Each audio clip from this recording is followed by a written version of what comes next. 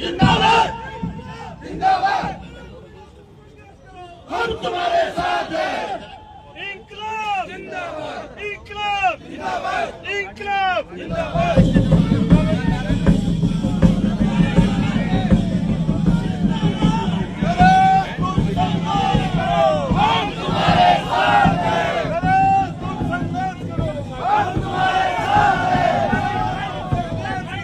हम तुम्हारे साथ हैं, नरेश भाई तुम संघर्ष करो, हम तुम्हारे साथ हैं, संघर्ष करो, हम तुम्हारे साथ हैं, नरेश तुम संघर्ष करो, हम तुम्हारे साथ हैं, तुम संघर्ष करो, हम तुम्हारे साथ हैं, नरेश तुम संघर्ष करो, हम तुम्हारे साथ हैं, नरेश तुम संघर्ष करो, हम तुम्हारे साथ हैं,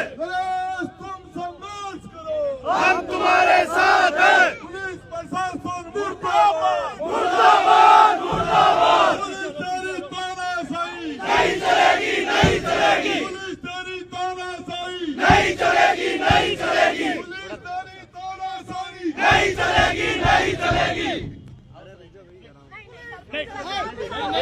मुर्दाबाद मुर्दाबाद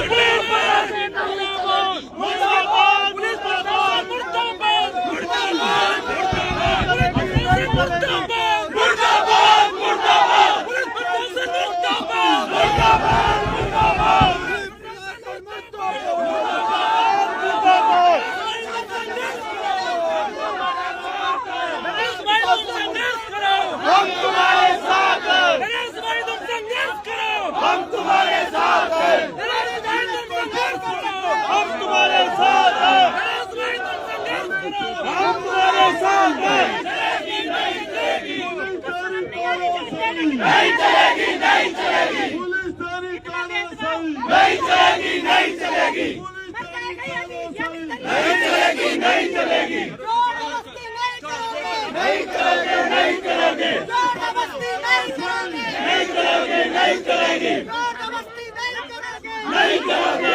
चलेगी, नहीं चलेगी, नहीं चलेगी, नहीं चलेगी। भाई आज बात करो, पुलिस मुर्दाबाद,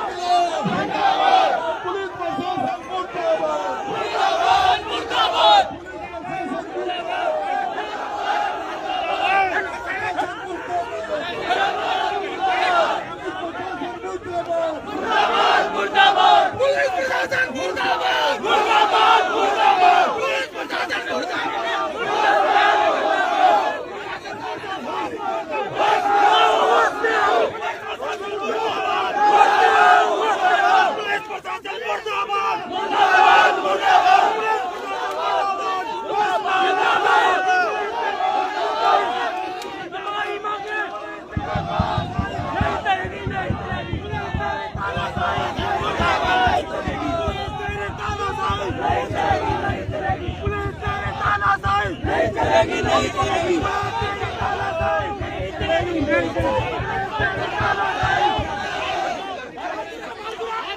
चलेगी।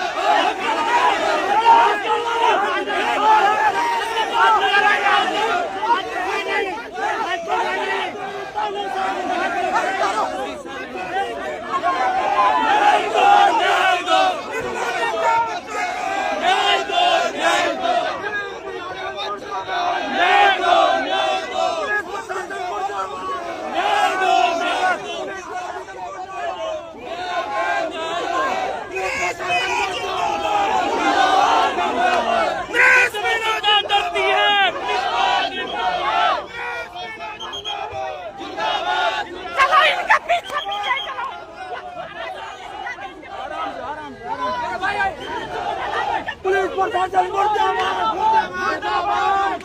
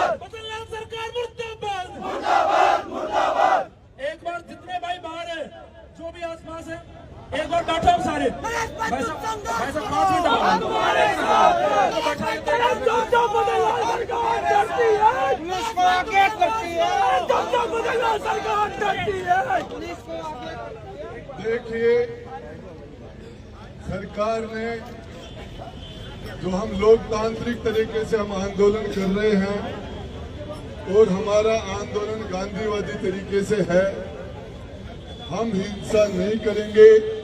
शांति से हमारा आंदोलन चल रहा था। आज 7वां दिन था भाई नरेश के आंदोलन का, आमरण अनशन का, और उसकी जो शरीर की स्थिति थी, उनका जो किडनी है, उनके जो लीवर है, उनका जो शुगर लेवल है, उनका जो बीपी लेवल है, डॉक्टरों की जो रिपोर्ट थी, सरकार उससे उनकी मांगे मानने की बजाय जबरदस्ती भाई नरेश को हॉस्पिटलाइज कर दिया गया है। लेकिन भाई नरेश का आंदोलन हॉस्पिटल में भी जारी रहेगा। और आप सारे लोगों ने चाहे झालावाड़ से, बारा से, कोटा से, टोंक से, दौसा से, जयपुर से, आसपास के जिलों से भी आप सारे इतनी बड़ी तादाद में इन 7 लोगों की जो मौत हुई उसके लिए आप भाई नरेश की ताकत बढ़ाने के लिए यहाँ आए। नरेश भाई पिछले 10 महीने से लगभग जेल में रहा। जेल में रहने से उनकी शरीर की स्थिति पहले से ही खराब हो गई।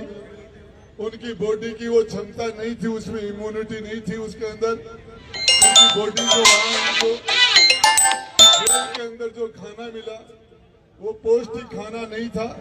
इस वजह से उनके शरीर की स्थिति पहले ही नहीं थी अनशन करने की, और उसके बावजूद उन्होंने अपनी जान को जो दांव पर लगाया इन गरीबों के लिए, आदिवासियों के लिए, न्याय के लिए।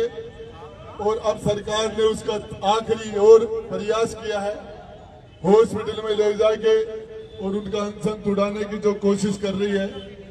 ये आप सारे लोग जब तक भाई नरेश हॉस्पिटल में रहे, हमारे लोगों का वहां आना जाना मिलना, जिस भी जगह जो लोग हैं, मैं बता देना चाहता हूं भजनलाल सरकार को, 25 तारीख को देश के प्रधानमंत्री जी की विजिट हो रही है जयपुर में।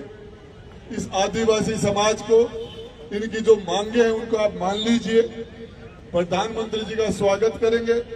और यदि मांगे नहीं मानी गई तो ये आदिवासी समाज, ये नौजवान, ये 36 कौम का नौजवान, आपको बताना चाह रहा हूं जयपुर में आपका कार्यक्रम कराना आपके लिए मुश्किल पड़ जाएगा। प्रधानमंत्री जी का कार्यक्रम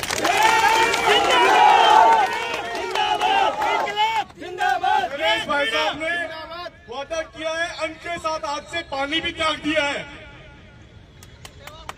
ये हमारे लिए बहुत ही चिंता की बात है। अब वो डॉक्टर से जो भी जिस तरीके से, लेकिन उन्होंने मुंह से कुछ भी लेने के लिए उन्होंने मना कर दिया कि मैं मुंह से पानी भी नहीं लूंगा। अब हो सकता है डॉक्टर ग्लूकोज के द्वारा, नलकी के द्वारा उनको वो सारी शरीर के अंदर वो पूर्तियां करेंगे, वो तो डॉक्टर्स का काम है। लेकिन उन्होंने खाने के साथ साथ मुंह से पानी भी नहीं लेने का फैसला कर लिया था। और अभी सभी नौजवानों से ये है, इस इंसाफ की लड़ाई के अंदर आप पूरी ताकत के साथ, जिस तरह से आपने जी जान लगाई, हम कानून को हाथ में नहीं लेते। हमने पूरा विरोध किया, लेकिन सरकार के इस विरोध से फर्क नहीं पड़ रहा है। लेकिन मैं आपको एक बात बता देना चाहता हूं, एक एक व्यक्ति, आपका जो तपस्या है, आपने जो इंसाफ की लड़ाई के अंदर जो आप राजधानी के अंदर आके आपने जो टाइम दिया और आपने जो संघर्ष किया, ये आपका संघर्ष बेकार नहीं जाएगा। राजस्थान की राजनीति अलग करवट बदलेगी और इसका जवाब सरकार को, निश्चित रूप से सरकार को इसका जवाब नौजवान मिलेगा। और मैं सोचता हूं कि सरकार को सद्बुद्धि दे भगवान, और वो इनकी मांगे मान के, और हम नरेश के लिए हम चिंतित हैं। हम सारे अभी कार्यकर्ता और अलग से हमारी मीटिंग करेंगे बैठ के, और हमारी आगे की रणनीति तय करेंगे। तब तक उससे पहले राजेंद्र गुड्डा जिंदाबाद। आपने देखा होगा कि शांति प्रिय ढंग से 7 दिन से नरेश भाई का सत्याग्रह आमरण अनशन चल रहा था। पुलिस प्रशासन ने जबरदस्ती तरीके से नरेश भाई